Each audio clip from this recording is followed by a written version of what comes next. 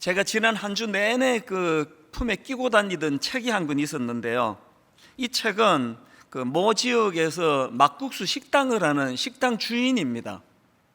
이 책 제목이 작은 가게에서 진심을 배우다, 이런 제목의 책인데요.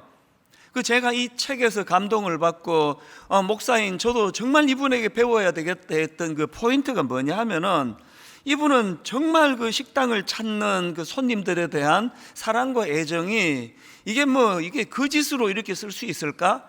처음부터 끝까지 그 이야기입니다. 예를 들면 이 식당 부부는 1년에 한 280번 정도를 그 식당 막국수를 먹는다는 겁니다.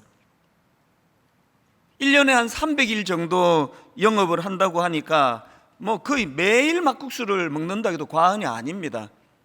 그 식당 하시는 분들한테 이런 말씀 들어보셨을 겁니다. 아이고, 내가 이제 이 중국 식당을 오래 했더니 이제 그 냄새만 맡아도 이제 좀 질린다. 그게 당연한 거 아닙니까? 이해가 되는 일인데요. 아니, 어떻게 이 부부는 지금 그렇게 긴 세월을 그렇게 거의 매일 그 자기 식당에 나오는 막국수를 먹을 수 있는가? 그 책에서 그렇게 하는 이유가 두 가지가 있다고 설명합니다. 첫 번째 이유는 간단해요. 그냥 막국수가 좋다는 겁니다. 좋아하니까 막국수를 생각하게 되고 좋아하니까 막국수를 먹게 된다. 이 부분은 이런 내용을 다루는 소제목이 좋아하니 계속하고 계속하니 깊어집니다.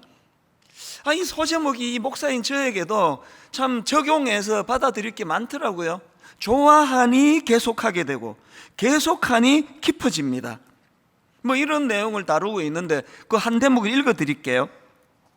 좋아하니까 막국수 장사를 한다. 저희에게는 이것이 너무나 자연스러웠지요.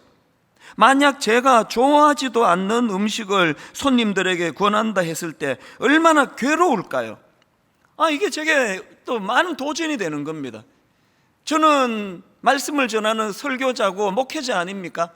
그런데 제가 주중에 예수 그리스도가 너무 좋아지는 정도가 아니라 점점 주님이 더 주님이 더 사랑이 되고 또 주님의 사랑을 받고, 그래서 내 삶 가운데 늘 말씀 묵상할 때가 행복하고 묵상한 말씀을 설교할 때가 행복하고, 그래야 제가 행복한 사람 되는 거 아닙니까?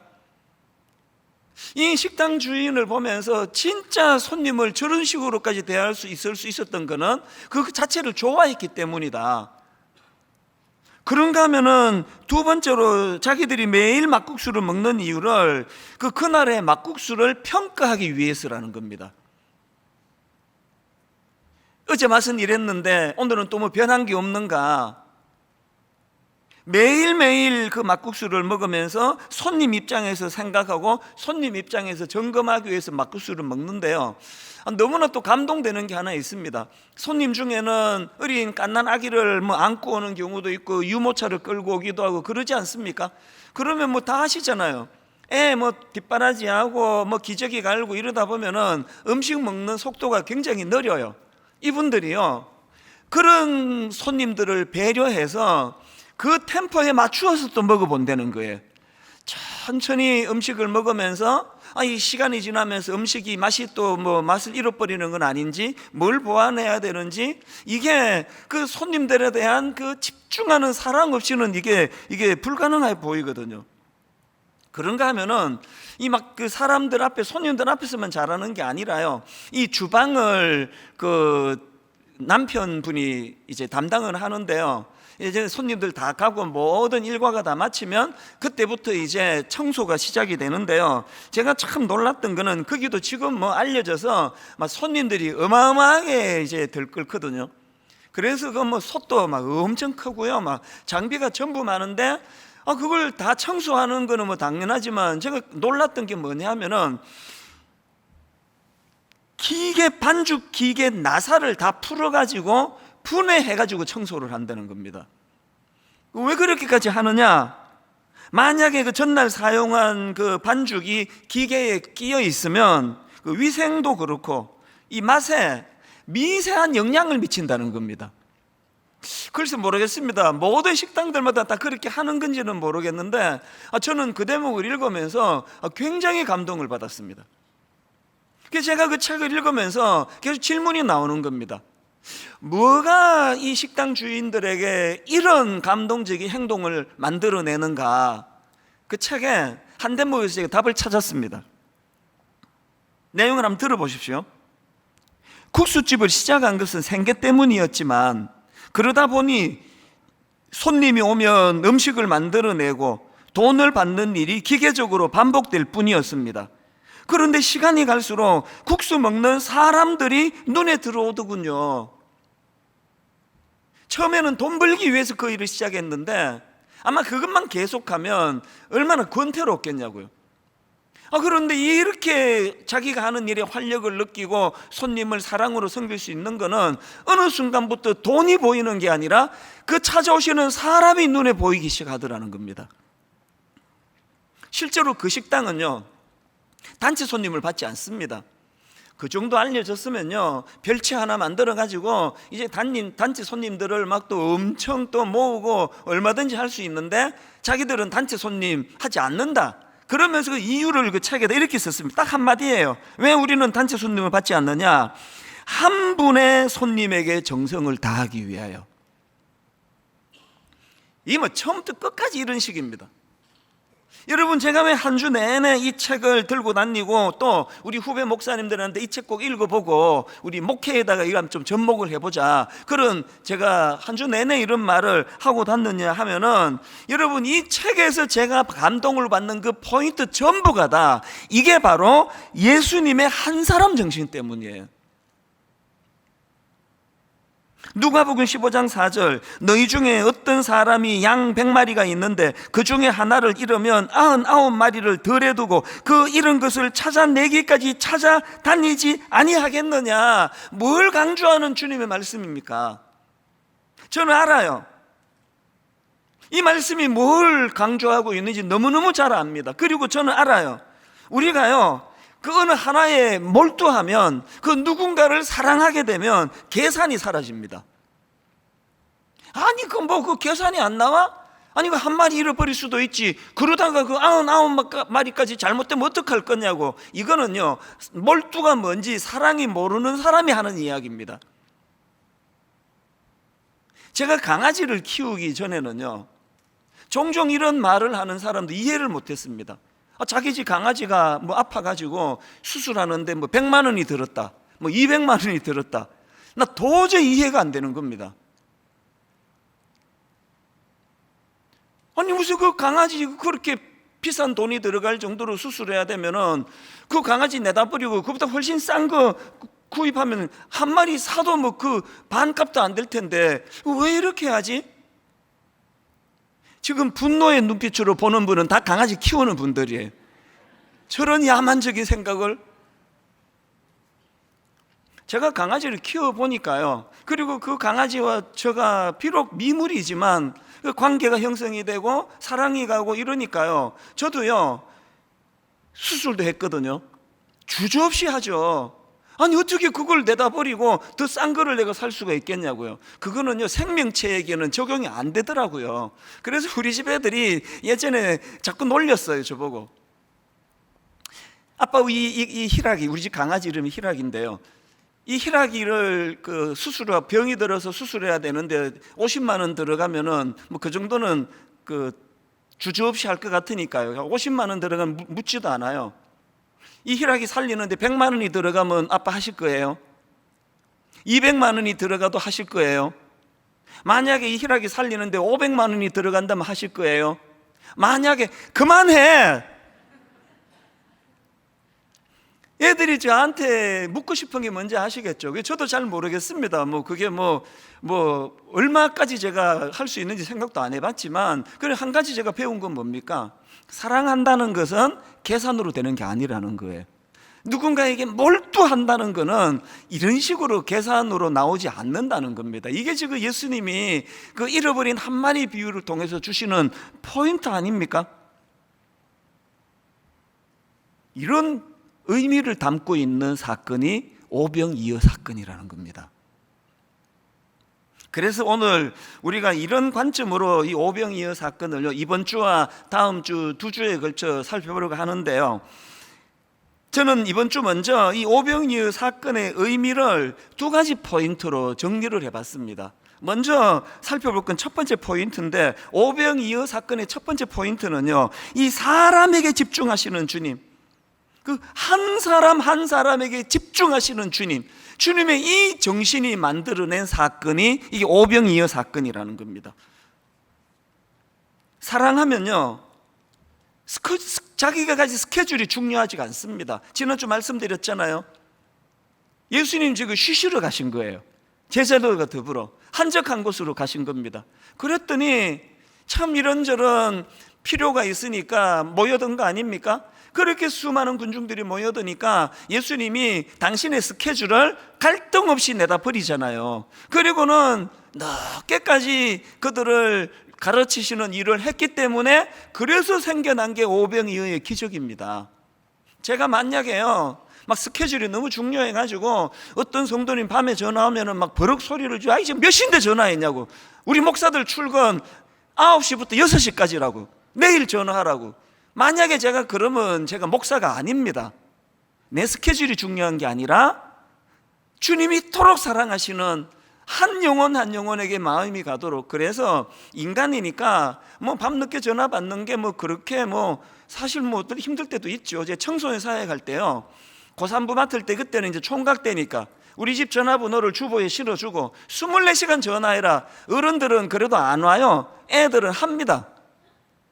새벽 1시, 뭐 고3이니까 뭐 새벽 1시가 제일 피크고요, 새벽 3시 반까지 전화를 받은 적이 있습니다. 어떨 땐 진짜 힘들어요, 자다가 전화 받아가지고. 그러나 왜 그래야만 합니까? 오늘 본문에서 주님이 가르쳐 주시잖아요. 네 스케줄보다 중요한 건 내가 그토록 소중히 여기는 그 아이들의 영혼이 중요하다. 이게 오병이어의 정신입니다. 그런가 하면 또 한 가지 제가 주님에게서 배운 게, 여러분 사람을 사랑하면요, 그 사람에게 집중하면은 일의 경중을 따지지 않습니다. 이게 무슨 말인지 설명해 드릴게요. 사실 여러분 오병이어 사건이 엄청 유명한 사건이지만 그거는 막 엄청난 사람들이 혜택을 입어서 그런 거지, 따지고 보면은 한 사람 한 사람을 놓고 보면요, 이거 밥 한 끼 만들어 준 거예요. 한번 생각해 보세요. 일의 경중으로. 아니 지금 온 천하를 구원하러 오신 주님 입장에서, 아니 그까지 그 밥 한 끼 안 먹는다고 뭐 굶어 죽습니까? 또 집에 가서 먹으면 되잖아요. 제자들의 논리가 그거 아닙니까? 각자 알아서 하게 하라고. 이거를 못 하시는 분이 우리 주님의 사랑입니다. 아니 내가 여기 식당하러 왔나? 난 메시아인데 밥 정도는 알아서 하라 그래. 이게 아니에요. 일의 경중을 따지지 않습니다. 바로 이 주님의 정신이 오병이어의 기적을 낳게 만든 도구였다는 거, 이걸 놓치면 안 됩니다. 자꾸 우리가 대의명분 뭐 이러면서요, 뭐 그냥 우리는 그냥 뭐 큰 일을 해야 되니까 이까지 사소한 거 뭐 이런 거 신경 안 써야 돼, 그거 아닙니다. 주님은 오직 한 사람 한 사람, 그 한 사람에게 집중하는, 그래서 제 마음에 내 목회는 한 사람 철학이 되기를 원한다. 지난주 그 어금니 얘기 괜히 해가지고 만나는 사람마다 그냥 그 어금니가 빠질 정도면 얼마나 뭐 힘들었느냐, 지금은 괜찮냐, 뭐 또 보여달라 막 이러는 사람도 있는데, 그 오해하시면 안 됩니다. 그 굉장히 내가 슬퍼요. 어떤 분은요, 이걸 이렇게 분석하면서 또 막 말씀들을 하신대요. 이찬수 목사 생각 관심에 지금 온통 1만 성도 파수 운동밖에 없어가지고 막 이게 잘 안 될까봐 막 어금니가 빠지도록 지금 고생하고 있다고 그러시는데, 그 진짜 그 참 내가 너무 슬퍼서 그 얘기 듣고, 또 막 이런 말을 또 하신대네요. 그냥 이찬수 목사는 저기 1만 성도 파수 운동에 빠져가지고 우리를 돌보지 않는다고 막 변했다는 말도 하고, 뭐 이찬수 목사 많이 변했다, 달라졌다. 여러분 그 정말 그래서 상처를 받으시면 공연한 상처예요. 그런 거 아닙니다. 4주 동안에 이빨이 아프도록 제가 아팠던 포인트는, 저는요 1만 성도 파송 운동이 잘 되고 안 되고 여기 자체에 관심을 안 둡니다. 왜? 그건 주권자 되시는 하나님 소관이세요. 우리가 최선을 다하는 이게 중요한 거지, 이게 뭐 꼭 이거를 막 반드시 이래야 돼, 여기가 무슨 기업도 아니고, 더군다나 성도님들이 이게 무슨 두부 자르듯이 됩니까? 이게 막 니들이야 다치든 말건 막 여기까지 두부 딱 자르고 그럼 몸통 잘라줘도 할 수 없다. 막 이 큰 대의 명분을 갖고 해야 되는데 상처받는 사람 좀 있어야지 어떡하냐고. 이게 절대로 우리 주님의 정신이 아니거든요, 이게. 아니 어떻게 이 큰 과업을 이루기 위하여 성도들은 좀 다쳐도 된다, 이런 생각을 하는 것은 있을 수가 없는 일입니다. 자꾸 이제 이렇게 오해를 하다 보니까 은혜를 못 받는다는 거예요. 또 시험에 드는 분들 얘기를 제가 들어서 또 마음이 또 아팠는데요, 자꾸 설교 시간에 1만 파송 운동 이야기밖에 안 한다고 자꾸 계몽을 해가지고 내보내려고 저렇게 설교한다는데, 여러분 이거 진짜 오해에서 나온 시험이에요. 한번 생각을 해보세요. 제가 설마 목사의 양심으로 여러분 안중에도 없고 막 내보내려고 계속 1만 성도 그러겠냐고요. 여러분 전에 제가 말씀드렸잖아요. 저의 설교로는요, 이게 이론으로 설교하면 약장사다. 그래서 자기가 전하는 그 본문 말씀을 한 주 동안에 자기 삶 속에서 자기를 관통해낸 설교라야 이게 설교다. 이게 제 설교론입니다. 이게 내 지론이에요. 그래서 가평 우리 마을에 대하여 설교할 때는요, 그것을 인용할 때는 한 주 내내 가평 우리 마을에서 어떻게 이 약자들, 지친 자, 상한 자들이 치유되는 동산이 될까를, 그 문제를 놓고 오래 기도하고 그것을 놓고 응답받았던 일이 있었기 때문에 제 관심사로 그것을 예를 드는 거거든요. 1만 성도 파송 운동도 마찬가지입니다. 온통 제 마음은 분당 우리가 시작한 이 운동으로 말미암아 성도들이 다치고 성도들이 상처받고 이것 때문에 사단에게 시험받는 일이 없어야 되기 때문에 새벽에 주님 앞에 온통 집중하는 건 이 문제거든요. 그때마다 주님이 답을 주시고 그때마다 주님이 대안을 주시기 때문에 그것을 제가 예화로 나누는 거지, 여러분 계몽해서 내보내려고 그런 거 아닙니다. 그래서 여러분 이제 9월 첫째 주일날 지난 여름에 진통하며 받았던 하나님의 말씀들을 이제 선포할 거라고 제가 말씀드리지 않았습니까? 뭘 제가 지금 강조하는가 하면은, 여러분 오늘 이 본문에서 발견해야 되는 오병이어 사건에서 기억해야 될 진짜 중요한 포인트는 그런 놀라운 기적을 베풀었단 말이야? 이게 아니고요, 이런 일을 행하시기까지 사람에게 집중하시는 주님, 한 사람 한 사람 그 밥 한 끼 늦게 먹는 것조차 못 견디하시는 주님의 사랑의 결정체가 오병이어의 기적이다. 이걸 놓치면 안 된다는 거예요. 우리 순장님들의 열정을 너무너무 감사한데요, 이번 2학기 때 우리 순장님들 제가 정말 눈물로 호소합니다. 이 남은 이 2학기가 우리 순장님과 순원들 생애에 잊혀지지 않는 주님과의 추억이 만들어지는 다락방 되기를 바랍니다. 아무 염려하지 마시고 1만 성도 파송운동 갈 거야 말 거야 묻지도 마시고 하나님께서 그분과 같이 의논하며 답을 찾아 나가실 겁니다. 우리 주일학교 선생님들, 이 오병이어를 만드신 주님의 정신으로 여러분 수고하는 거 너무 잘 알아요. 여러분의 그 애쓰심을 주님이 너무 기뻐하실 겁니다. 고맙다. 여러분 그 어린아이들 하나하나에 대하여 마음을 다하여 섬겨주시면은 거기에 놀라운 성령의 역사가 일어날 줄로 믿습니다. 이게 오병이어의 우리가 살펴야 될 첫 번째 포인트입니다. 그런가 하면은 두 번째 포인트는 이겁니다. 딱 이 한마디로 설명합니다. 오병이어의 두 번째 포인트가 뭐냐? 37절, 대답하여 이르시되 너희가 먹을 것을 주라, 너희가 먹을 것을 주라 하시니. 저는 지난 몇 주 동안 주문해 오듯이 이 말씀을 되뇌었습니다. 너희가 먹을 것을 주라. 제자들에게 위임하시는 주님이세요. 실제로 39절, 제자들에게 명하사 그 모든 사람으로 때를 지어 푸른 잔디 위에 앉게 하시니. 41절, 예수께서 떡 5개와 물고기 2마리를 가지사 하늘을 우러러 축사하시고 그 다음 보세요. 떡을 떼어 누구에게 줍니까? 제자들에게 주어 사람들에게 나누어 주게 하시고, 제자들과 더불어 동역하시는 주님, 제자들에게 위임해 주시는 주님. 성 어거스틴이 이런 말을 했습니다. 모든 것이 하나님께 달려있는 것처럼 기도하고, 그 다음 보세요. 모든 것이 당신에게 달려있는 것처럼 일하라. 허드슨 테일러도 비슷한 말을 했는데요. 나는 많은 사람들이 기도 없이 일하는 것을 보았지만 그들은 아무 선한 결과도 얻지 못했다. 그 다음 들어보세요. 그러나 나는 기도하는 사람이 일하지 않는 것을 보지 못했다. 기도 많이 하면 왜 일하지 않을 수 없습니까? 기도 많이 하면 주님의 정신을 알게 되거든요. 너희들이 먹을 것을 주라. 나 하루에 5시간씩 기도해요. 이렇게만 자랑하면요, 제가 목사가 뭔지를 모르는 사람이에요. 제가 만약에 저 하루에 5시간씩 기도합니다. 그러면 그 다음에 나머지 몇 시간이 남는 거예요? 나는 5시간씩 기도합니다. 이렇게 말하려면요, 나머지 시간에 성도님들을 제대로 섬기려고 나는 그렇게 오래 기도합니다. 여기까지 가야 너희들이 먹을 것을 주라는 주님의 말씀을 이해하고 기도하는 거예요. 저는 우리 부교육자들에게 종종 점검합니다. 오늘 새벽에 큐티했냐? 오늘 새벽에 기도했냐? 당연히 다 하죠. 그 다음 말을 제가 하고 싶은 거예요.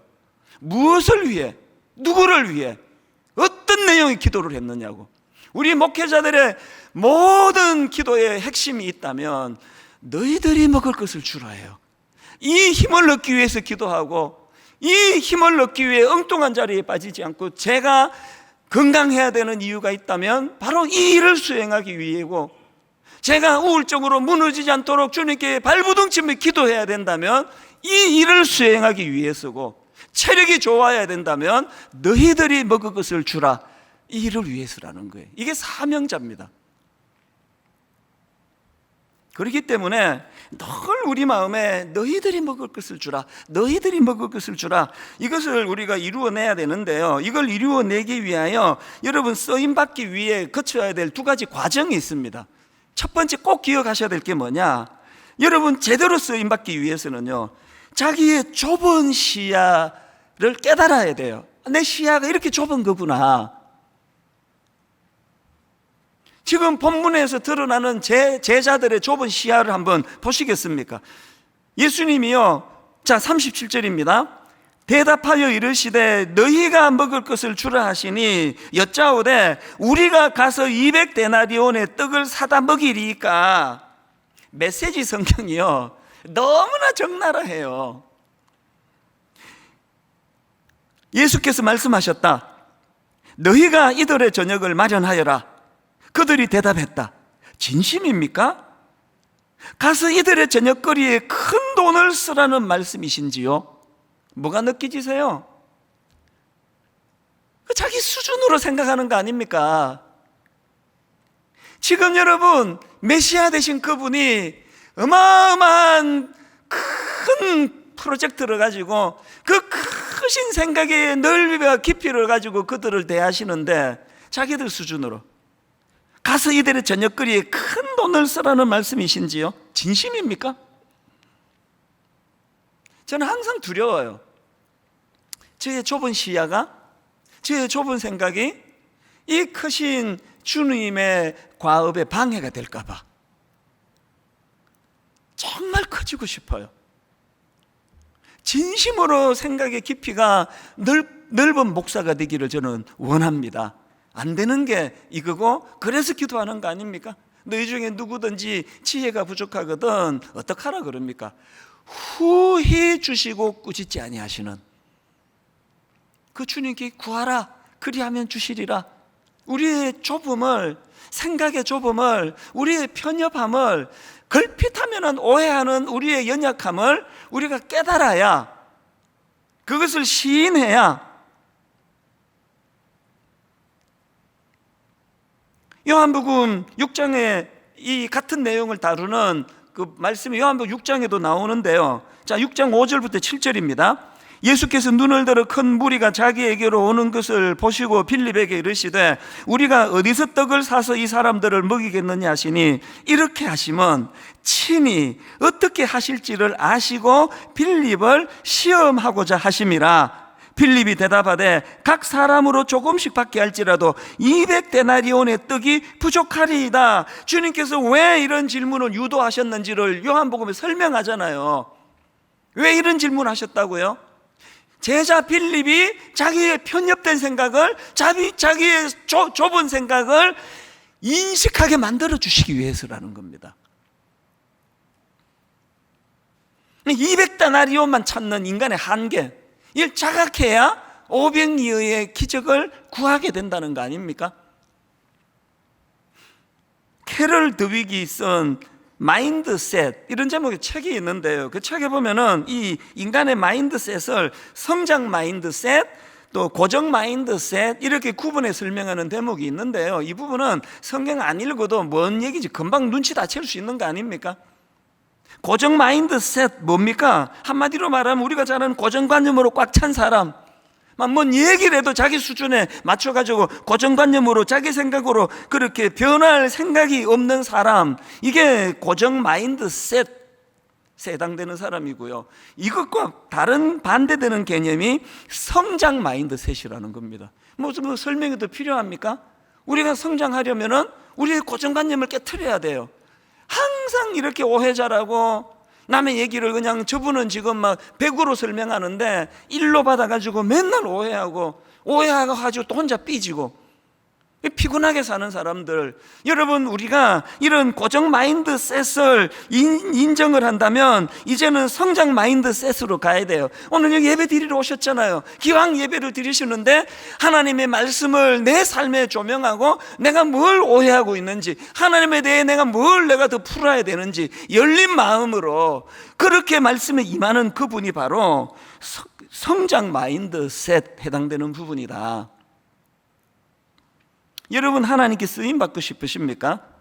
이 좁은 자기 생각과 자기 이 시야를 인정해야 된다는 사실이에요. 이게 첫 번째 조건이고요. 두 번째 쓰임 받기 위해서 거쳐야 되는 과정이 하나 더 있는데요. 이런 자기의 좁은 시야를 인정할 뿐만 아니라 두 번째, 자기가 가진 보잘것없는 그것을 주님께 가져가야 된다는 겁니다. 아까 요한복음 6장에서 그 필립의 연약함을 이렇게 설명했잖아요. 7절, 필립이 대답하되 각 사람으로 조금씩 받게 할지라도 200데나리온의 떡이 부족하리이다. 이렇게 자기 좁은 시야로 대답한 게 필립인데요. 그런데 바로 요한복음 6장 그 다음 8절 9절에 보면은 제자 하나가 더 나옵니다. 안드레라는 제자의 반응이 나오는데 비슷한 것도 있고 완전히 다른 것도 있는데 한번 찾아보십시오. 뭐가 비슷한지. 자, 8절과 9절. 제자 중 하나 곧 시몬 베드로의 형제 안드레가 예수께 여짜오되 여기 한 아이가 있어 보리떡 5개와 물고기 2마리를 가지고 있나이다. 그러나 그것이 많은 사람에게 얼마나 되겠사옵나이까? 필립과 안드레의 공통점이 뭡니까? 자기 생각으로 판단하는 거. 이건 뭐 어린애 도시락 같고 이게 무슨 대안이 되겠습니까? 이게 필립과 안드레의 공통점이에요. 근데 차이점이 뭔지 아시죠? 필립은요, 자기 생각에 함몰돼서 한 걸음도 움직일 수 없었던 사람이라면 안드레는 그 작은 도시락을 자기 문제로 해결할 수가 없어. 그 작은 도시락을 주님께 가져간 거. 이 차이, 결정적인 차이. 37절에서 제자들이, 오늘 본문 37절에서 제자들이 우리가 가서 200데나리온의 떡을 사다 먹이리까, 그러니까 주님이 하시는 말씀이 38절, 이르시되 너희에게, 누구에게? 너희에게 떡 몇 개나 있는지 가서 보라. 지금 주님이 원하는 포인트 아시겠습니까? 200데나리온 구할 생각하지 말고 이미 있는, 너희에게 있는 그것을 갖고 주님께 가져가라는 그 얘기거든요.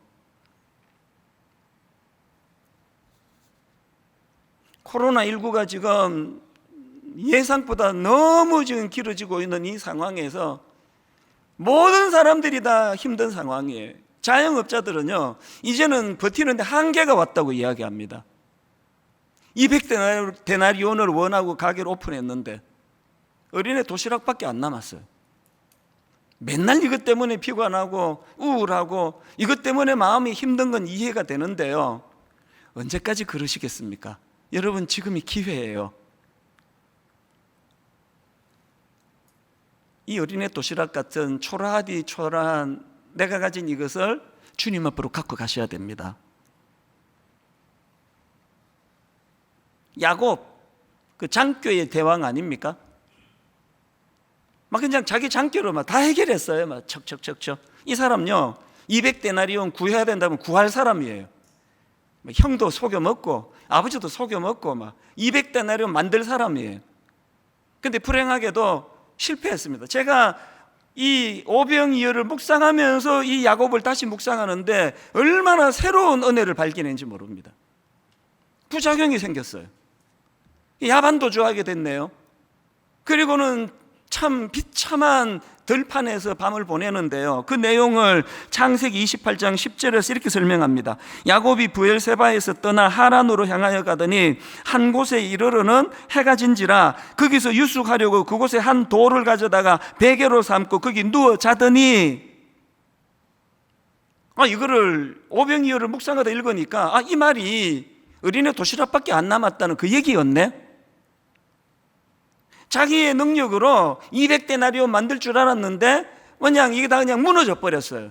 그래서 이제 돌을 베개하고 광야에 누워 있는 이 모습은 어린애 도시락밖에 안 남은, 이걸로는 해결할 수 없는 초라한 상태에 빠진 걸 이렇게 설명할 수 있구나. 그랬는데 놀라운 건 이런 비참한 상태를 묘사한 15절 바로 그 다음 16절입니다. 야곱이 잠이 깨어 이르되 여호와께서 과연 여기 계시거늘 여호와께서 과연 여기 계시거늘 내가 알지 못하였도다. 장깨 부리면서 200데나리온 모을 때는 여호와께서 과연 여기 계시거늘 모르는 거예요. 알 필요가 없는 거예요.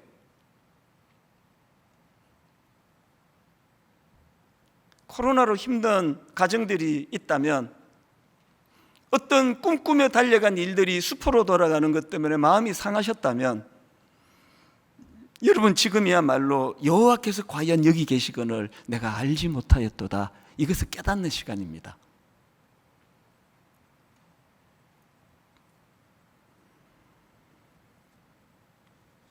오늘 나눈 이 두 가지 포인트를 잊으시면 안 됩니다. 첫 번째 포인트가 뭐였죠? 사람에게 집중하시는 주님이에요. 어떤 이벤트도, 어떤 행사도, 어떤 교회 2만 명 이거 전부 이거 주님의 관심이 아닙니다.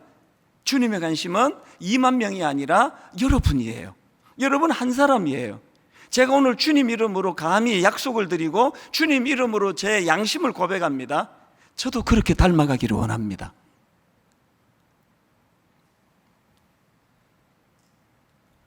코로나가 딱 터지고요, 이제 교회에서 결혼 장소를 잡았는데, 그리고 제가 이제 주례하는 걸로 약속이 돼 있는데, 코로나가 터지니까 한때는 교회에서 결혼 주례하지 마라 그랬거든요. 그래서 이제 예식장을 옮겨가지고 주례를 하는데, 제가 예식장으로 가서 주례를 하다가 내가 정말 마음이 힘든 부분이 하나 있더라고요. 분위기도 좋고 다 좋은데요, 하여튼 예식장 직원들은요, 주례십니까? 그러면 따라다니면서 하는 말이 30분 안에 끝내주세요. 30분 넘기면 안 됩니다. 한 번은 모 예식장을 갔는데요, 제가 지금도 불쾌해요. 막 따라다니면서 30분 안에 끝내라, 이 사람도 말하고 저 사람도 말하더니, 아니 지금 이 주례 설교를 하고 있는데, 한참 제가 지금 주례 설교를 하고 있는데 여직원 하나가 뚜벅뚜벅 걸어오더니 쪽지를 하나 주고 가요. 얼마나 비상이면. 그래서 제가 주례하다가 주춤해서 그 쪽지 읽어보니까 30분 안에 끝내주세요.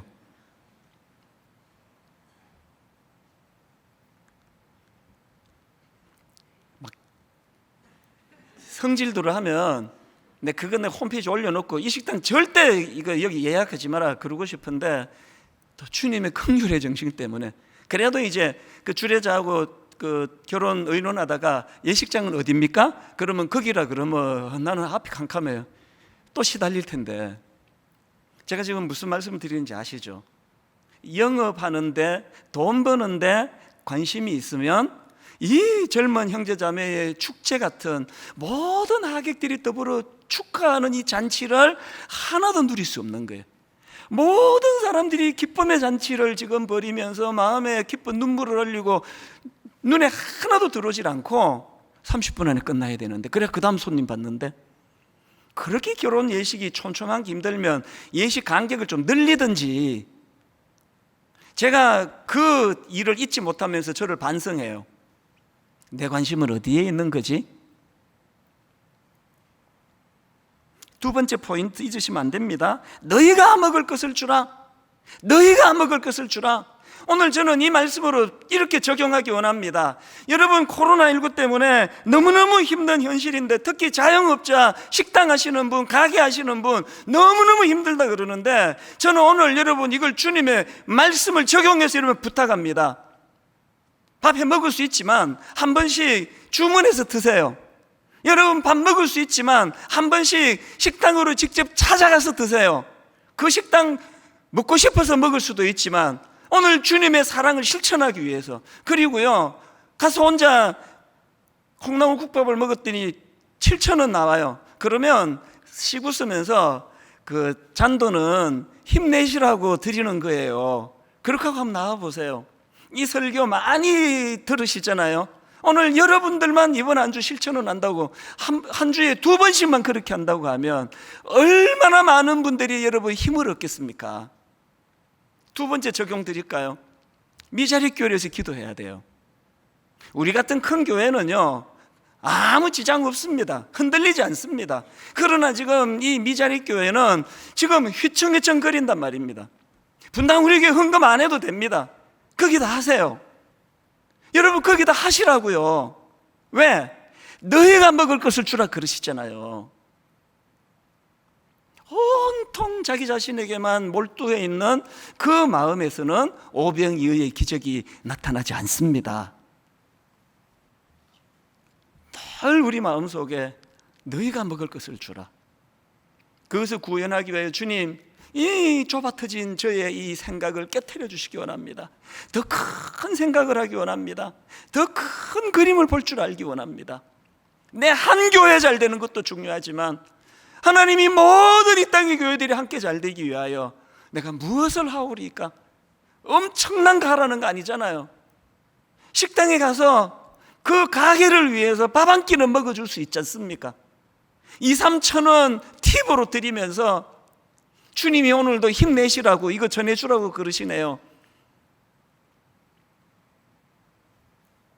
저는 이 말씀을 준비하는 동안 이 찬양이 저를 마음을 많이 뜨겁게 했습니다. 전능하신 나의 주 하나님은 능치 못하실 일 전혀 없네. 전능하신 나의 주 하나님은 능치 못하실 일 전혀 없네. 그 주님이 우리 보고 200데나리온 만들어 와, 이 명령하는 분이 아니세요.